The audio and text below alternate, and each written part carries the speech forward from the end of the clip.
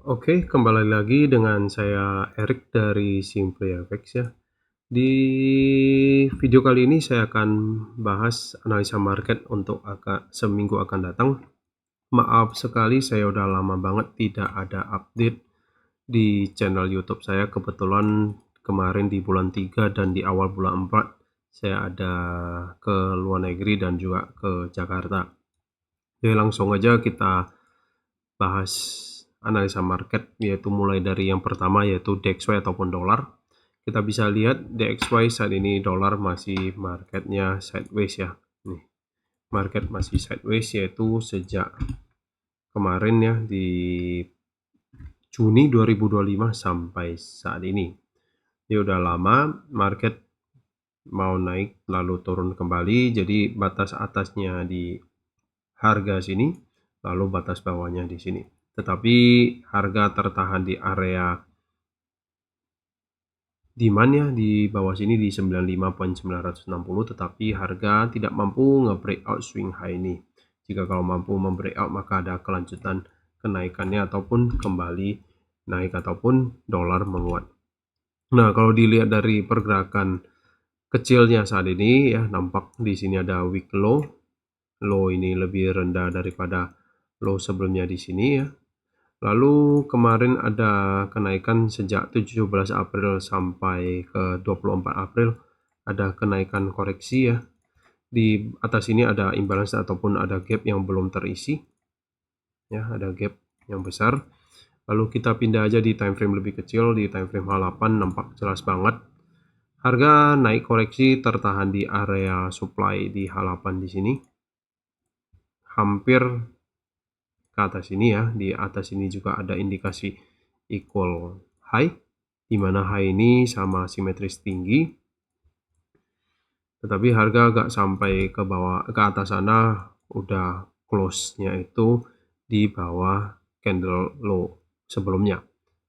Jadi kemungkinan saja harga akan kembali turun ataupun ada indikasi sweep high di atas ini lalu kembali ngedrop. Jadi kita bisa lihat dari higher time frame market DXY ini ada sideways, tetapi secara short term ya DXY ini ada pelemahan.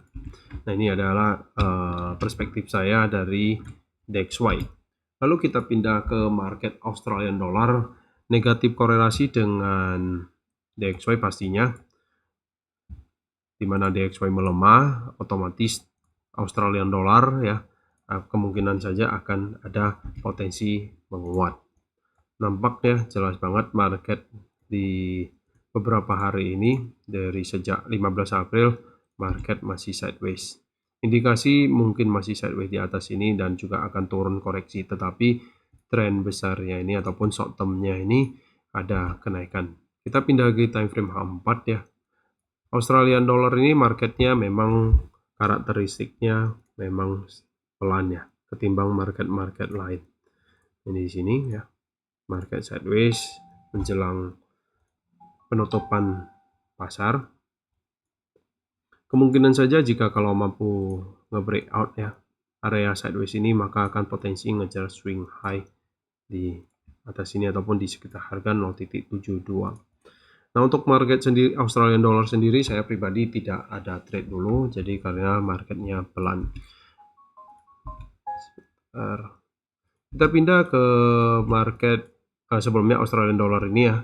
Kemungkinan saja jika bisa melanjutkan turun ya, koreksi dulu sebelum ada kembali kenaikan. Nah, ini dia untuk Australian dollar. Jadi negatif korelasi dengan si dolar ataupun DXY.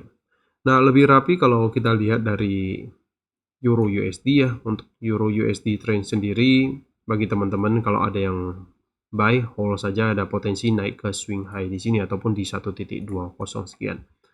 Karena sebentar. Oke, maaf, saya lanjut. Tadi kebetulan ada masuk telepon.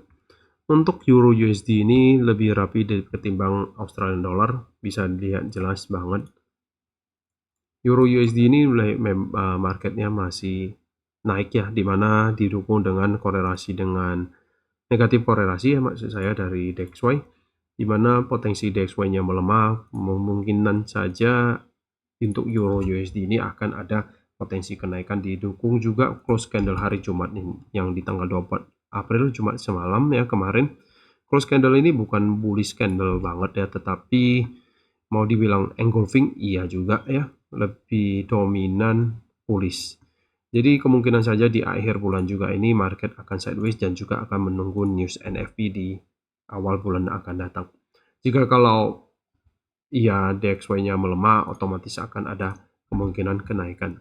Kita bisa pindah di time frame H4 ya. Di time frame H4 juga nampak jelas ada dominan naik ya untuk di sini.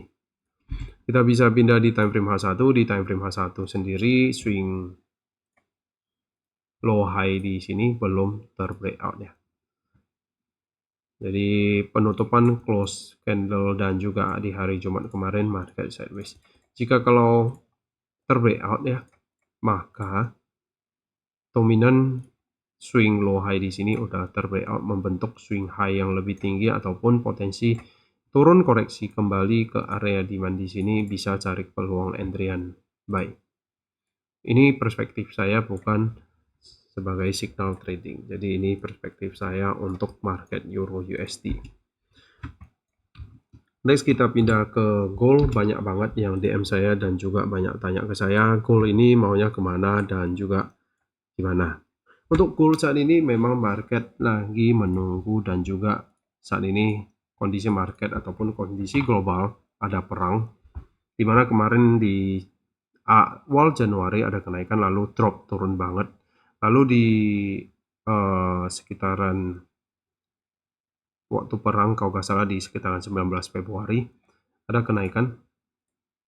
Kenaikan ini sampai ke atas ini di area supply lalu drop kembali, sweep low yang di sini lalu tertahan dan juga ada kembali kenaikan. Jadi bagi teman-teman kalau ada yang buy di bawah sini boleh hold saja ataupun close partial. Jadi kalau dilihat dari pergerakan market daily yang saat ini, market gold ini saat ini masih sideways. Jadi untuk trade market gold saat ini di market sideways saat ini memang enaknya untuk day trade ya ataupun intraday. Jadi tipsnya seperti biasa aja, tunggu di bawah untuk ngebuy dan di pertengahan ataupun di area 50% ambil take profit seperti ini. Nah, jadi jika kalau market sideways seperti ini ya bisa saja juga sell di atas dengan take profit di area 50% nya. Jadi sekitar 50% di sekitar harga 4.740 di sini. Tetapi bisa juga ya harga lagi saat ini lagi build up ataupun sideways seperti ini, jika kalau mampu nge-breakout maka akan ada potensi kenaikan. Biasanya seperti ini market ataupun pasar lagi menunggu arah ataupun keputusan dari kondisi pasar, yaitu apakah ada pelanjutan perang ataupun tidak. Bisa juga terbreakout ke bawah dan akan ada penurunan. Ini untuk gold sendiri. Untuk USD Kanada sendiri positif korelasi dengan DXY ya. Jadi kemungkinan saja akan ada pelemahan. Jadi kemungkinan saja untuk USD Kanada ini akan ada penurunan. Dan USD Kanada ini pastinya negatif banget. Negatif korelasi yang namanya dengan emas, namanya bukan emas, maksud saya di WTI oil ataupun minyak bumi. Kita tahu sejak Selat Hormuz ditutup, harga emas itu, komoditas minyak maksud saya, ada melonjak naik. Jadi USD Kanada itu akan ada penurunan. Jadi kemungkinan saja masih akan berlanjut penurunan. Ini untuk USD Kanada sendiri saya nggak ada trade. Jadi 2 bulan ini saya banyakkan trade-nya yaitu di GBP USD. GBP USD saya masih hold buy ya, hold buy untuk di GBP USD ini, dan banyak saya trade di market ini karena marketnya lebih kalem ya. Beberapa kali saya ada buy tetapi gagal ya di sini. Nah, sebelumnya tadi saya ketinggalan di USD JPY dulu. Untuk USD JPY marketnya mirip Australian dollar, yaitu marketnya masih sideways.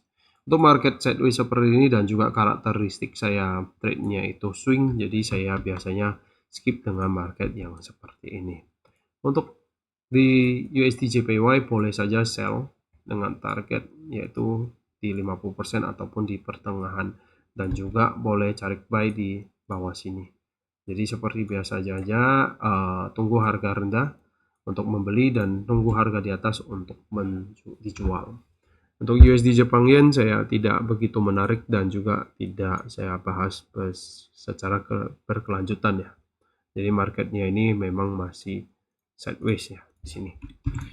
Kita pindah ke GBP USD. GBP USD saya masih ada posisi hold buy ya. Kemarin saya ada buy 2 kali terkena stop loss, yang ini 2 kali terkena stop loss.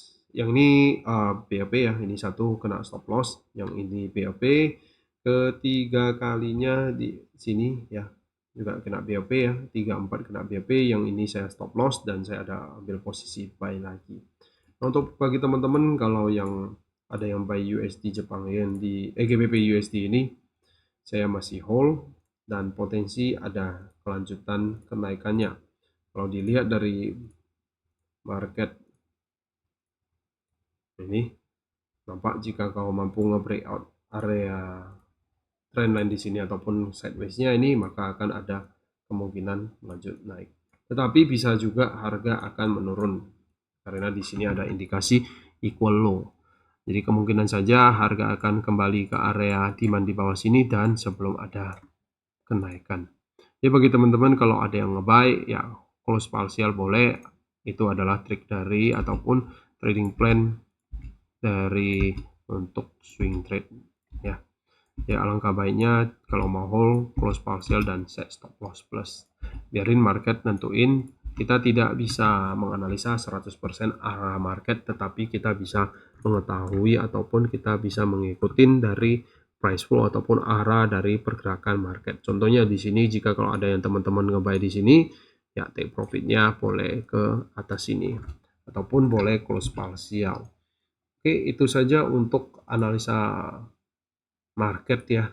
Sebelumnya ada juga yang WA ke saya, boleh gak analisakan BBCA ya, saham BBCA dan BBRI ya.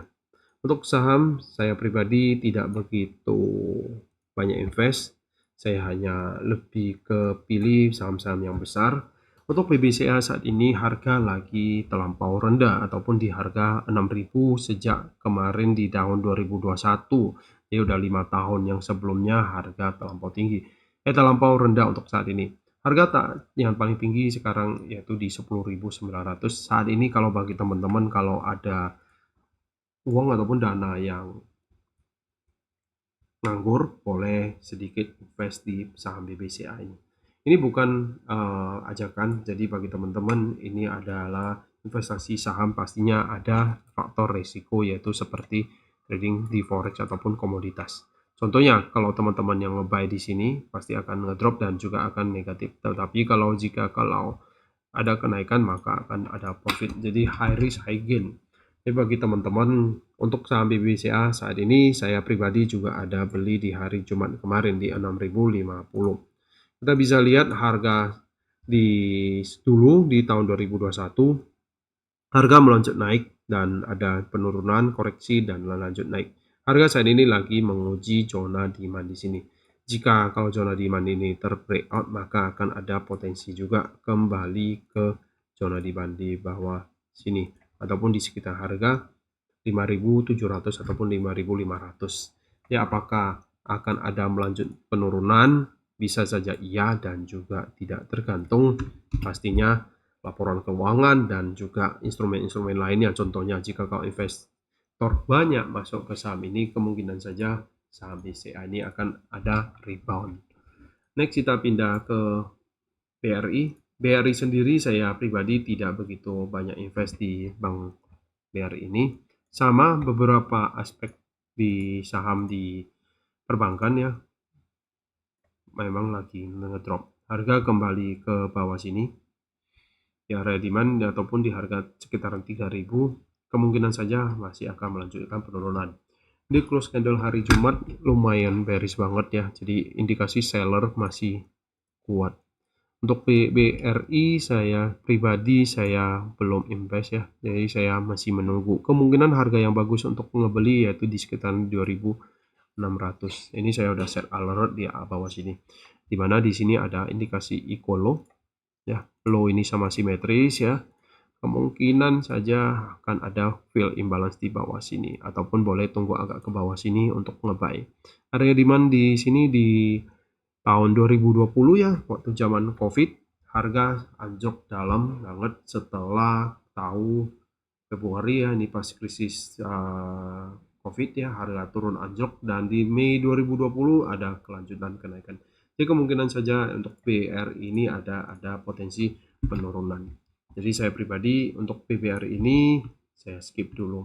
Apakah harga akan melanjutkan kenaikannya di harga tertinggi di sekitar 4.475? Jawabannya kemungkinan saja iya, tetapi kita tidak bisa mengetahuinya kapan pastinya. Jadi kemungkinan saja BBR ini akan ada turun dulu, kembali menguji zona demand di sini ataupun sweep low ini dan sebelum ada kembali kenaikan. Jadi bagi teman-teman kalau untuk saham pribadi saya lebih ke investasi dan juga untuk simpan saja, lebih ke long term dan bukan untuk di trading. Jadi saya pribadi nunggu agak ke bawah, harga rendah untuk pembeli dan harga di atas untuk mendijual. Jadi teori pasar, beli saat harga rendah dan jualah pas saat harga tinggi. Oke, itu saja untuk analisa market yaitu dua saham BBCA dan BBRI dari requestan dari teman yang WA saya. Dan pastinya beberapa analisa market ini dari perspektif saya sendiri. Ini bukan ajakan ataupun ajakan untuk teman-teman untuk trading. Jadi bagi teman-teman trading itu adalah ada faktor resiko dan tetap menggunakan manajemen resiko yang baik dan yang benar.